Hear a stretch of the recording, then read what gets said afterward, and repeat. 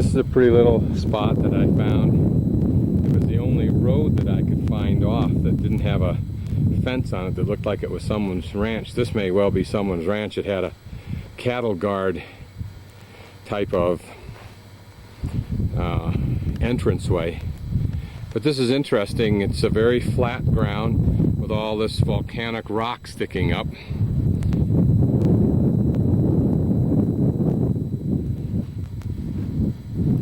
There, it just looks like a bed of rock. How it got here, or maybe it was already here. Maybe this is volcanic erosion of fairly large chunks of rock that have been filled in by the winds and by other erosions from a higher elevation. I don't know.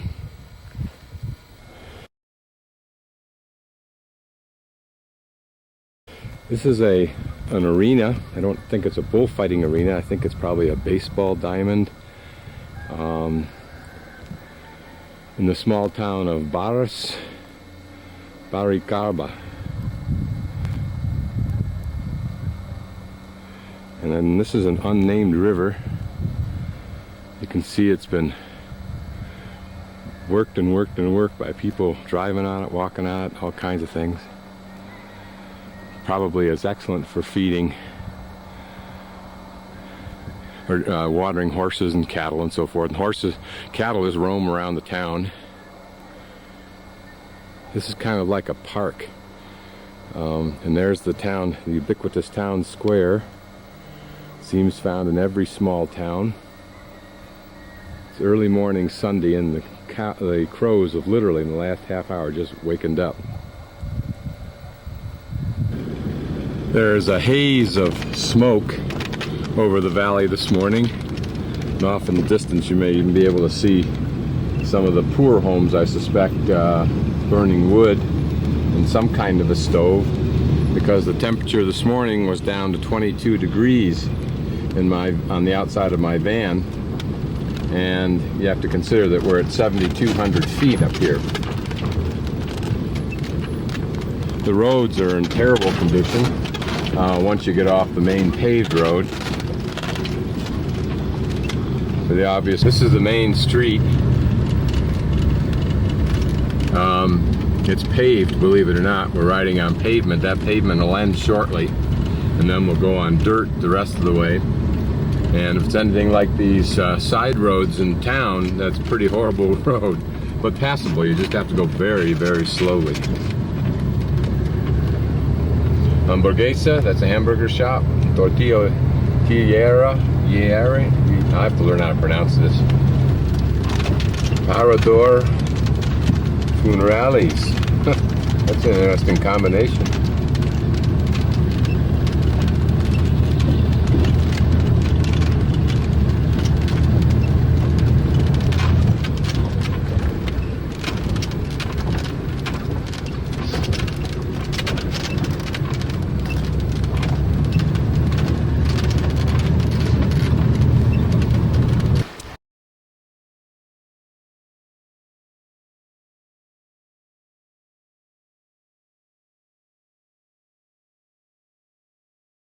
I am at Cuarenta, Casas, and this is mi amigo David, and we're going to look at some of these now. You can see what kind of a deep canyon this is. There is the Cave of Windows right up there that we'll probably go out and look at.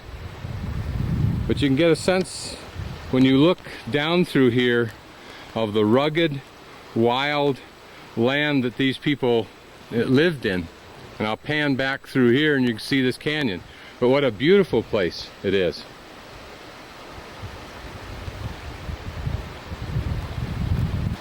And the name of this little river is Rio Guarawato. I think I'm pronouncing it right.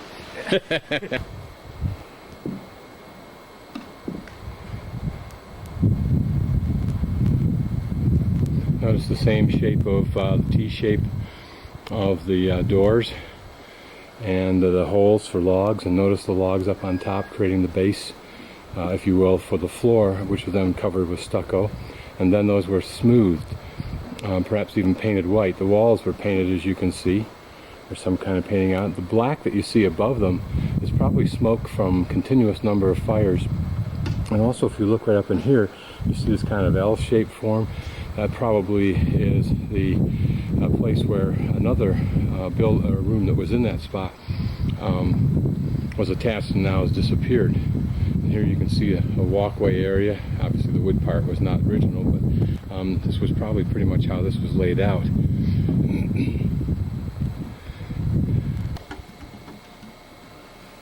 That looks like a little fireplace back in there, and you can see how black it is. You wonder if these people might have died early from emphysema, which is caused from smoke. Because without an easy way to vent the smoke that you can see was pretty intense, that would collect in their lungs, and it's probably a tar smoke from some of these trees, maybe pine trees, and that's why it's that heavy black kind of smoke, which would be the worst kind, I think. Very much like cigarettes are the worst kind. Here we can see back inside here, a very dark place, but by having these small doors, and probably there were pieces of rock that went up there, or maybe some kind of coverings. You can see here, you see the indentations where maybe they had a piece of wood that went across there, and then they hung a hide from it. I'm just guessing. I don't know if that's true or not. What we're looking inside here is the fire pit for each of these individual rooms.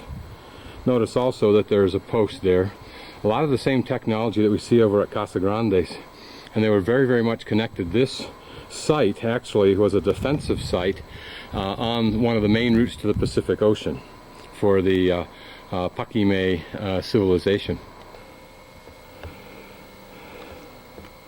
Okay, just underneath the boughs of that tree, right in between that tree, you see a little thing right dead center, and that's a granary where they would store obviously grain and other produce for the rest of the year if things got bad. And we'll swing to the left, and you can see that even that was still a fairly decent climb in order to get up to where the caves were that we were at earlier. Some more caves, more houses down there. I don't know if you can see them. They're right there in a dark spot. I don't know if it's visible here. I can't tell with the camera. That's the dog of the old man that I met as he was coming down the road. And I said, "Buenos dias," and he walked over, had a stick in his hand, and shook my hand and chatted for a few moments, and then when he was done, I said goodbye, and he took off running down the road to look for the vacas, the cows.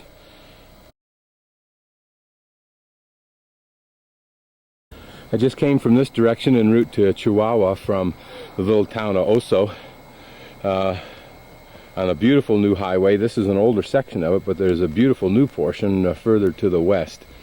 And this is the fertile valley that I rode through, very fertile. It looked very much like California near Sacramento. The sparse trees, lots of grass, and very fertile ground. All it lacked was the sophisticated fencing and the other accoutrements of our society. You can see my van down there. I just hiked up from there up to this real pretty spot. I'll just pan through. They have beautiful hills, little mountains in here.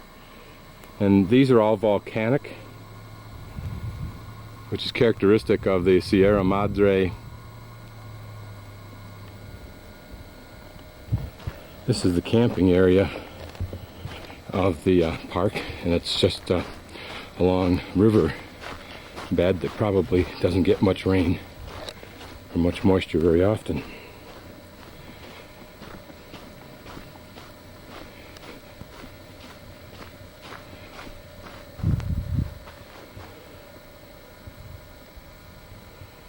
It's bothersome to see graffiti on rocks in any national park, certainly this one's included.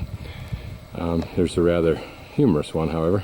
Chubby gatos could be translated into fat cat. Obviously campsite 5, rather broad and pretty spot. I keep thinking in terms of places like this. in terms of how big an RV could you get in here. And you could bring a pretty big RV in here if you could get it up the road. There's a little swing somebody made.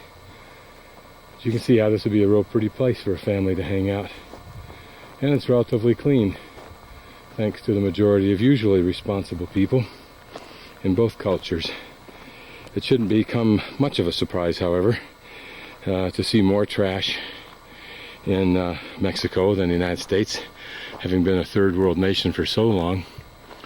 It took us up until probably 20 to 30 years ago to begin to get a consciousness or a conscience for the land. I suspect that a similar dynamic will have to occur with the Mexican folks. And maybe when we come to their country, instead of just spoiling it as we do along the Baja coast, perhaps we can start by cleaning up our campsites of not only the stuff we would leave, but the stuff that others did. And maybe by example we can help to move this dynamic along.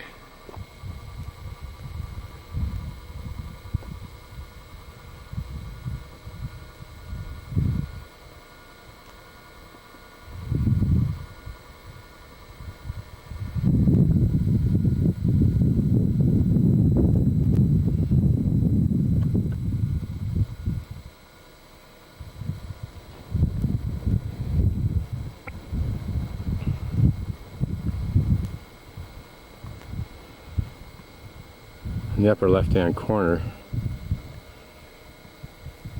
you can see a lookout that was built. There was one actually on this spot, but it disintegrated and was thrown over the side some time ago, I guess.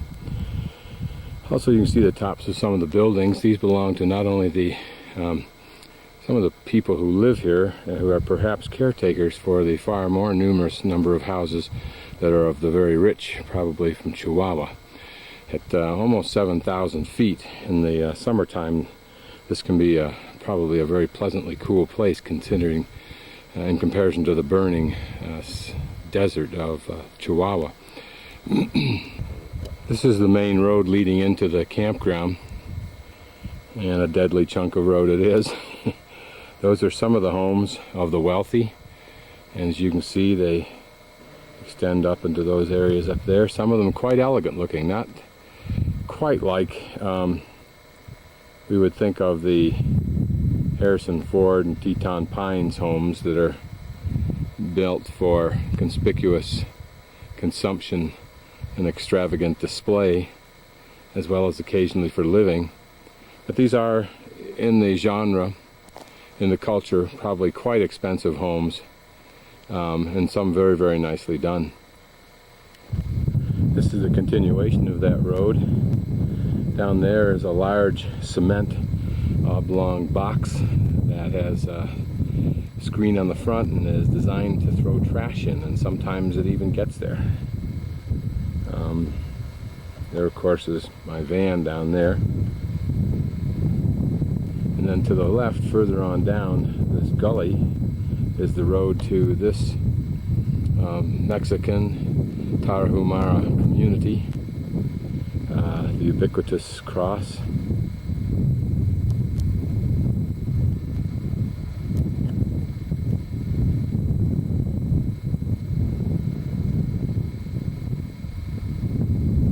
There's no electricity up here, so occasionally you hear a large generator operating. They have a school, and they're probably pretty darn content with the life they lead, pretty much untouched by the rest of the world.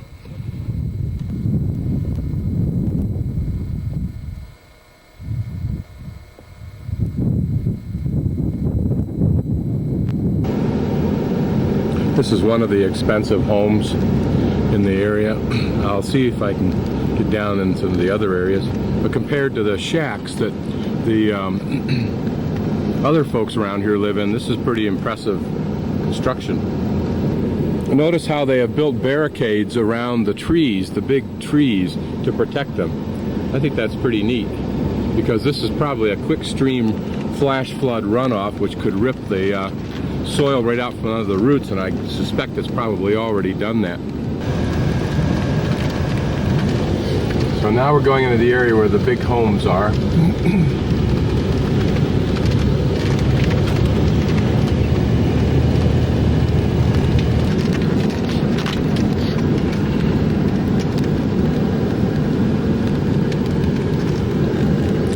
big black tanks you see up on top of towers are actually water tanks, and they're probably filled by trucks.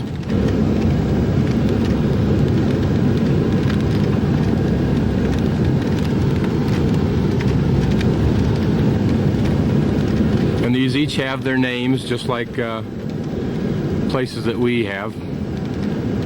For summer homes, oftentimes they're given names.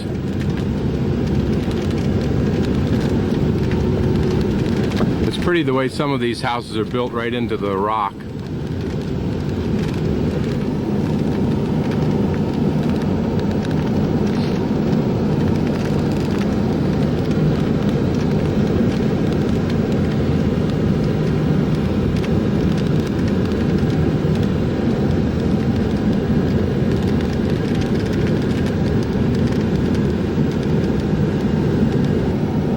One is El Paraiso, which I think means paradise. Over there is what I think is a handball court, and there, of course, a tennis court.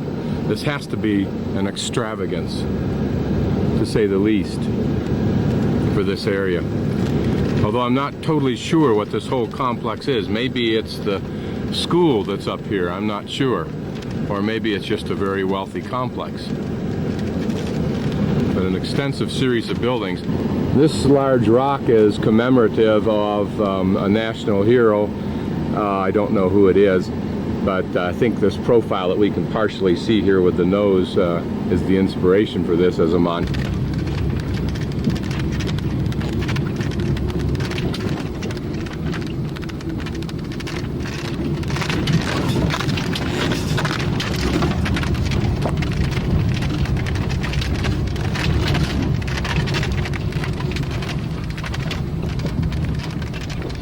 Roads are terrible at their best, but you just go see.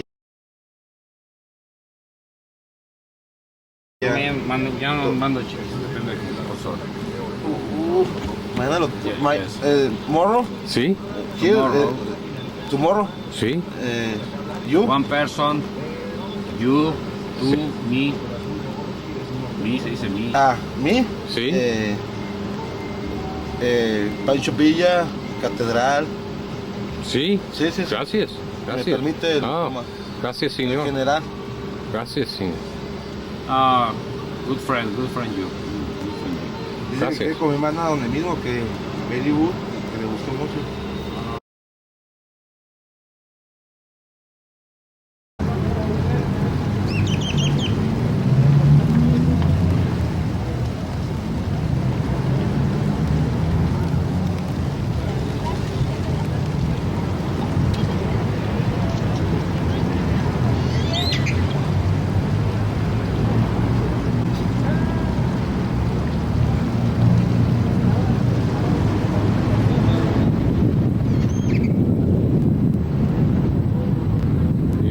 Shine cubicles. Whether they were designed for that purpose, I don't know or not, but that's what they're all used for. Beautiful ornate gazebo.